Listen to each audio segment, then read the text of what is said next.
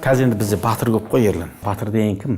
Өзінің мысалы үшін өмірде қол жеткізген шын нығметтеріне төнген қауіпке қарамастай бір идеяны, бір ұлы мұраттың жолында іс қылған адамды батыр деуге болады. Мысалы үшін Рақымжан Қошқарбаев рейс-саяхат өткенде 20-да. Сонда қыршыннан қиылып өтуі мүмкін, бірақ қолына жалауды алған кезде мақсатқа жетем батырлық. Бауыржандардікі батырлық. Тәшеновтерді мысалы үшін бүкіл мәнсап ғұмырын елдің жердің жолында құрбанға шалып жүрді. Білді, мына үлкен империялық система сен күл талқан шығаратынын білсе де, елге, жерге деген махаббат оның бәрін ғасыр түгемес екенін біліп, құрбандыққа шалып жүрді. Батырлық.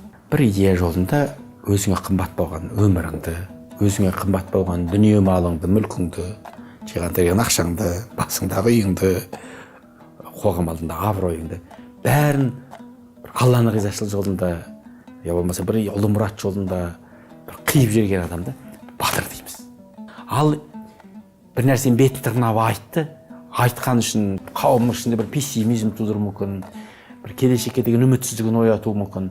Әйтеуір бетін тырнап бірдеңені айтып тастады, одан ешқандай пайда жоқ. Жатып келіп сенің комментарийде Ленин батыр екенсің деп мақтады, қылшығың қисайған жоқ, бір тиынның ақшаң келмеген жоқ, абырой көбейді. Осыны батыр деп жүр ғой. Батырлық емес, баяпарлық.